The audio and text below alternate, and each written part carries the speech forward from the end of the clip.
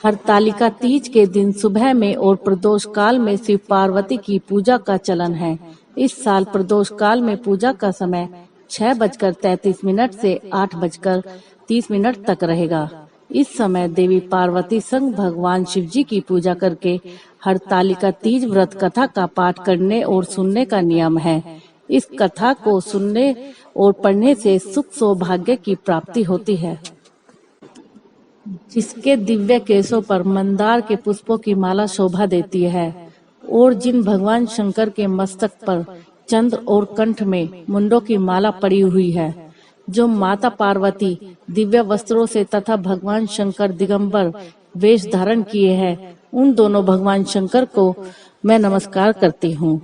कैलाश पर्वत के सुंदर शिखर पर माता पार्वती जी ने श्री महादेव जी से पूछा, हे महेश्वर, मुझे से आप वह गुप्त वार्ता कहिए जो सबके लिए सब धर्मों से भी सरल और महान फल देने वाली हो। हे नाथ, यदि आप भली भांति प्रसन्न हैं, तो आप उस मेरे सम्मुख प्रकट कीजिए। हे जगन्नाथ, यदि आप भली भांति प्रसन्न हैं, तो आप उसे मेरे सम्मुख प्रकट कीजिए। हे जगन्नाथ, आप आदि मध्य और अंत रहित हैं। आपकी माया का कोई पार नहीं है। आपको मैंने किस भांति प्राप्त किया है, कौन से व्रत तप या जान के पुण्य फल से आप मुझको वर रूप में मिले हो।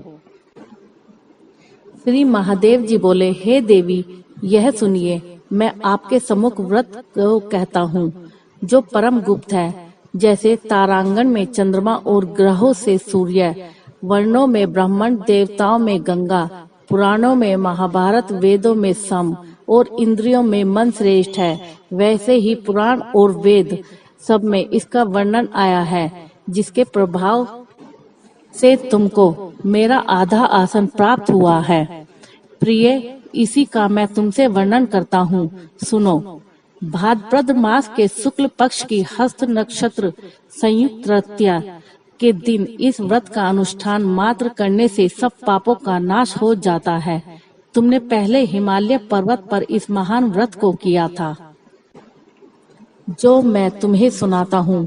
पार्वती जी बोली, हे प्रभु, इस व्रत को मैंने किस लिए किया था, यह मुझे सुनने की इच्छा है। शंकर जी बोले, आर्यावर्त हिमालय नामक एक महान पर्वत है, जहाँ अनेक प्रकार की भूमि अनेक प्रकार के वृक्षों से सुशोभित है, जो सदैव बर्फ से ढके हुए और गंगा की कलकल ध्वनियों से शब्दायमान रहता है। पार्वती जी, तुमने बाल्यकाल में उसी स्थान पर परम तप किया था और 12 वर्ष तक के महीने में जल में रहकर और बैसाख मास में अग्नि में प्रवेश करके तप किया। श्रावण के महीने में बाहर खुले निवास कर अन्न त्याग कर तप करती रही। तुम्हारे इस कष्ट को देखकर तुम्हारे पिता को बड़ी ही चिंता हुई। नवे चिंतातुर होकर सोचने लगे कि मैं इस कन्या की किससे शादी करूं। इस अवसर पर देवयोग से ब्रह्मा जी के पुत्र नारद जी वहां आए। देवऋषि नारद ने तुम्हें शैलपुत्री को देखा। तुम्हारे पिता हिमालय ने देवऋषि को अधर्या और आसन देकर सम्मान सहित बैठाया। तुम्हारे पिता हिमालय ने देवऋषि को अर्घ्य और आसन देकर सम्मान सहित बैठाया और कहा, हे मुनीश्वर, अपने यहाँ तक आने का कष्ट कैसे किया, कहिए क्या आज्ञा है। नारद जी बोले, गिरिराज, मैं विष्णु भगवान का भेजा हुआ यहाँ आया हूँ। तुम मेरी बात सुनो। आप अपनी कन्या को उत्तम वर को दान करें। ब्रह्मा, इंद्र, शिव आदि देवताओं में विष्णु भगवान के समान कोई भी उत्तर नहीं है, इसलिए मेरे मत से आप अपनी कन्या का दान भगवान विष्णु को ही दे। हिमालय बोले, यदि भगवान वासुदेव स्वयं ही कन्या को ग्रहण करना चाहते हैं और इस कार्य के लिए ही आपका आगमन हुआ है, तो वह मेरे लिए गौरव की बात है। मैं अवश्य उन्हें ही दूंगा। हिमालय का यह आश्वासन सुनते ही देवऋषि नारद जी आकाश में चले गए और शंख, चक्र, गदा, पद्म एवं पीताम्बरधारी भगवान विष्णु के पास पहुँचे। नारद जी ने हाथ जोड़कर भगवान विष्णु से कहा, प्रभु आपका विवाह कार्य निश्चित हो गया है। इधर हिमालय ने पार्वती जी से प्रसन्नता पूर्वक कहा, हे पुत्री, मैंने तुमको गरुड़ ध्वज भगवान विष्णु को अर्पण कर दिया है। पिता के इन वाक्यों को सुनकर पार्वती अपनी सहेली के घर गई और पृथ्वी पर गिरकर अत्यंत दुखित होकर विलाप करने लगी।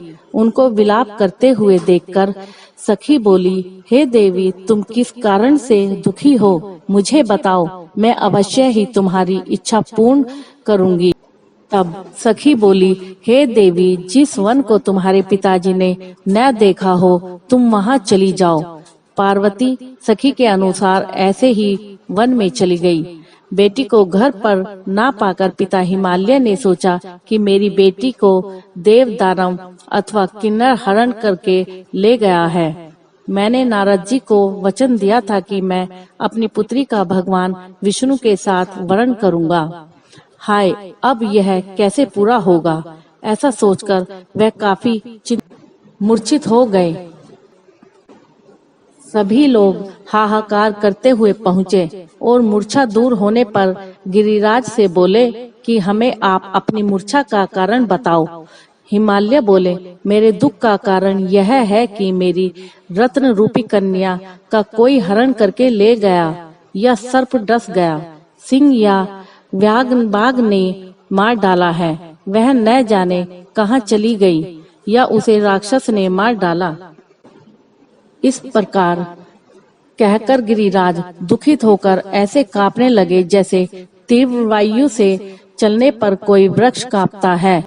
तत्पश्चात हे पार्वती, तुम्हें गिरिराज साथियों सहित घने जंगल में ढूंढने निकले। सिंह, व्याघ, पूजे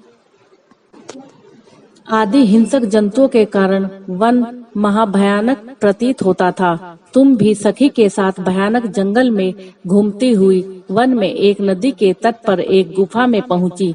उस गुफा में तुम अपनी सखी के साथ प्रवेश कर गई, जहां तुम अन्न जल का त्याग करके बालू का लिंग बनाकर मेरी आराधना करती रही। उस समय पर भाद्रपद मास की हस्त नक्षत्र युक्त तृतीया के दिन तुमने मेरा विधि विधान से पूजन किया और रात्रि को गीत गायन करते हुए जागरण किया। तुम्हारे उस महाव्रत के प्रभाव से मेरा आसन डोलने लगा। मैं उसी स्थान पर आ गया जहां तुम और तुम्हारी सखी दोनों थी। मैंने आकर तुमसे कहा, वरानने, मैं तुमसे प्रसन्न हूँ, वरदान मांगो। तब तुमने मुझसे कहा, हे देव, यदि आप मुझसे प्रसन्न हैं तो आप महादेव जी ही मेरे पति हो।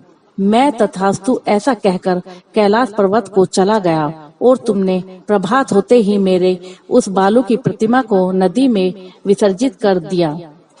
हे सुबह, तुमने वहां अपनी सखी सहित व्रत का पारायण किया। इतने में तुम्हारे पिता हिमवान भी तुम्हें ढूंढते ढूंढते उसी घने वन में आ पहुँचे। उस समय उन्होंने नदी के तट पर दो कन्याओं को देखा तो वे तुम्हारे पास आ गए और तुम्हें हृदय से लगाकर रोने लगे और बोले, बेटी, तुम इस सिंह व्याघ युक्त घने जंगल में क्या कर रही हो? तुमने कहा, हे पिता, मैंने पहले ही अपना शरीर शंकर जी को समर्पित कर दिया है, किंतु आपने इसके विपरीत कार्य किया, इसलिए मैं चली आई। ऐसा सुनकर हिमवान ने तुमसे कहा कि मैं तुम्हारी इच्छा के विरुद्ध यह कार्य नहीं करूँगा। तब वे तुम्हें लेकर घर को आए और तुम्हारा विवाह मेरे साथ कर दिया। हे देवी, अब मैं तुम्हें बताता हूँ कि इस व्रत का नाम हरतालिका क्यों पड़ा। तुमको सखी हरण करके ले गई थी, इसलिए हरतालिका नाम पड़ा। पार्वती जी बोली, हे स्वामी, आपने इस व्रत राज का नाम तो बता दिया, लेकिन मुझे इसकी विधि एवं फल भी बताइए कि इसके करने से किस फल की प्राप्ति होती है। तब भगवान शंकर जी बोले, व्रत की विधि सुनिए। सौभाग्य की इच्छा रखने वाली स्त्रियां इस व्रत को विधि पूर्वक करे। केले के खम्बे से मंडप बनाकर उसे वंदनवारों से सजाए। उसमें विधिवत रंगों के उत्तम रेशमी वस्त्र की चांदनी ऊपर तान दे। शंख, भेरी, मृदंग आदि बजाए। विधि पूर्वक मंगलाचार करके श्री गौरी शंकर की बालू निर्मित प्रतिमा की स्थापना करें। इसके बाद भगवान शिव और पार्वती जी का विधि पूर्वक पूजन करें, अनेकों नैवेद्य का भोग लगावें और रात को जागरण करें। नारियल, सुपारी, जवारी, नींबू, लौंग, अनार, नारंगी आदि मौसमी फलों और फूलों को एकत्र करके धूप दीप आदि से पूजन करके कहें। कल्याण स्वरूप शिव, मंगल स्वरूप शिव, हे मंगल रूप महेश्वरी, हे शिव सब कामनाओं को देने वाले देव, तुम्हें नमस्कार है। कल्याण स्वरूप माता पार्वती, हम तुम्हें नमस्कार करते हैं। भगवान शंकर जी को भी सदैव नमस्कार करते हैं। हे सिंहवाहिनी, मैं सांसारिक भय से व्याकुल हूँ, तुम मेरी रक्षा करो। हे महेश्वरी, मैंने इसी अभिलाषा से आपका पूजन किया है। माता पार्वती, आप मुझसे प्रसन्न होकर सुख और सौभाग्य प्रदान करें।